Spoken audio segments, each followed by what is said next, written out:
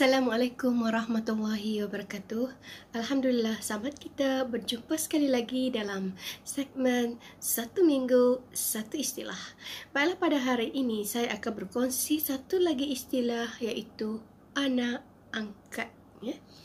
Sidang penonton sekalian, anak angkat bermaksud anak yang dipelihara oleh bukan ibu bapa kandungnya. Secara umumnya, anak angkat adalah anak yang bukan hasil dari nasab keturunan seseorang itu sendiri.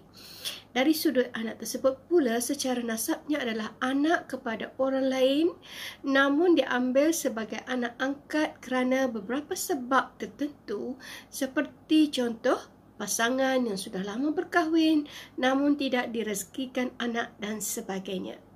Apakah hukum mengambil anak angkat ini? Ya, hukumnya adalah harus dalam Islam.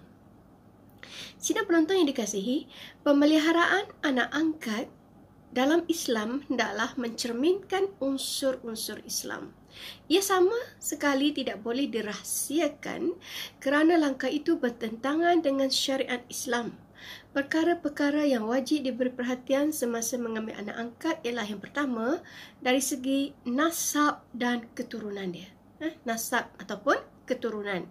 Allah SWT menggariskan bahawa taraf anak angkat tidak seimbang dengan anak kandung, dan bagi menjaga kesucian keturunannya, maka dilarang daripada dinamakan dengan bin atau binti kepada ayah angkat. Semasa mengiktiraf pengangkatan anak angkat, hendaklah dibin atau dibintikan kepada bapa kandung atau kepada asma Allah seperti Abdullah dan lain-lain jika sekiranya bapa kandung tidak diketahui. Yang kedua, dari segi wali. Bapa angkat tidak boleh menjadi wali kepada anak angkat perempuan semasa perkahwinan. Walinya yang sah adalah bapa kandung atau ahli keluarganya yang asal mengikut tertib kewalian atau hakim. Walau bagaimanapun, mahkamah syariah mempunyai prosedur yang tertentu sebelum melantik wali hakim ini. Dan dari segi yang seterusnya ialah warisan harta pusaka. Anak angkat tidak berhak mewarisi harta pusaka ibu bapa angkat. Hubungannya dengan ibu bapa kandung tidak boleh diputuskan kerana dia masih berhak mendapatkan bahagiannya daripada kedua ibu bapa kandungnya. Namun begitu, ibu bapa angkat digalakkan memberi hadiah, hibah dan wasiat tidak lebih 1/3 kepada anak angkat semasa hayat sebagai usaha mengelakkan sebarang kesulitan sepeninggalan mereka nanti ataupun selepas mereka meninggal dunia contohnya. Yang keempat ialah pergaulan dalam keluarga. Ibu bapa angkat bertanggungjawab memberi kesedaran kepada anak angkat mengenai tarafnya dalam keluarga supaya dia tidak menganggap anak angkat dan saudara-saudara angkat yang berlainan jantina sebagai mahramnya. Dengan cara itu dapatlah dielakkan pergaulan yang terlalu bebas dalam keluarganya. Sebagaimana firman Allah Subhanahu wa taala dalam surah Al-Ahzab, A'udzubillahi minasyaitonirrajim. Bismillahirrahmanirrahim.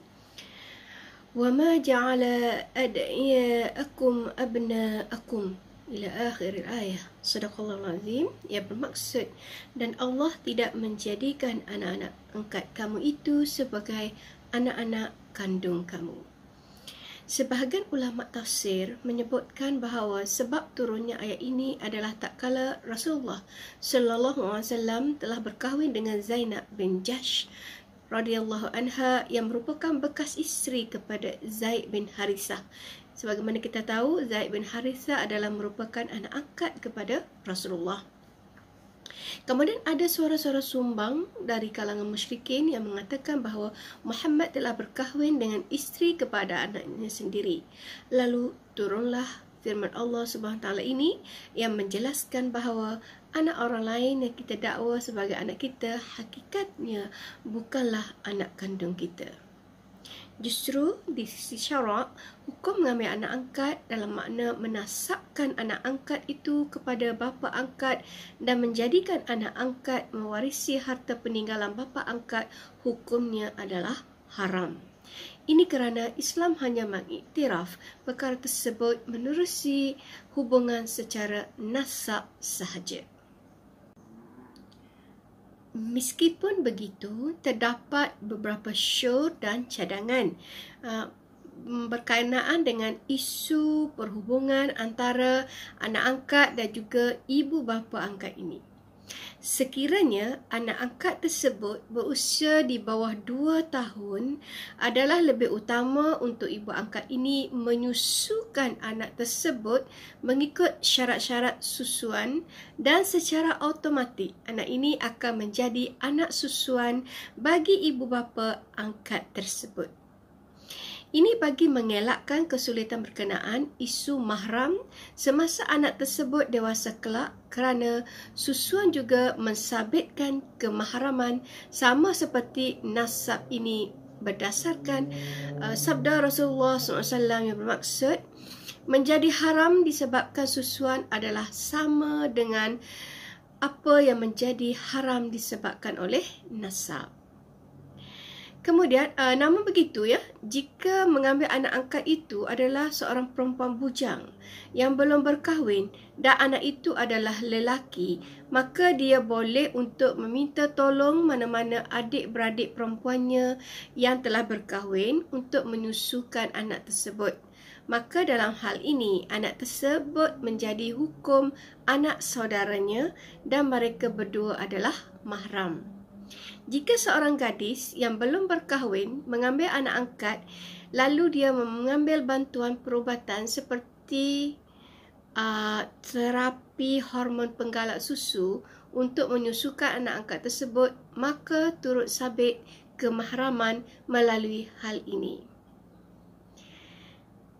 Sidang penonton yang dirahmati Allah sekalian, sebagai penutupnya, saya ingin tegaskan di sini bahawa hukum pengambilan anak angkat adalah diharuskan.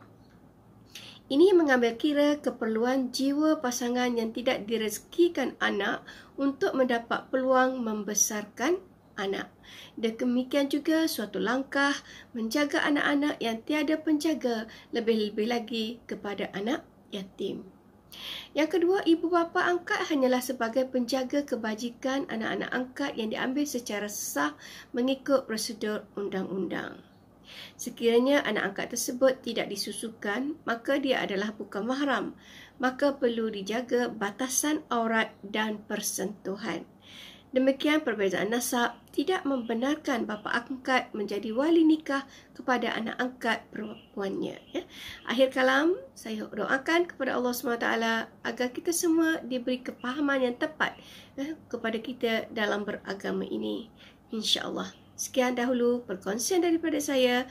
Wabillahi taufiq hidayah. Wassalamualaikum warahmatullahi wabarakatuh.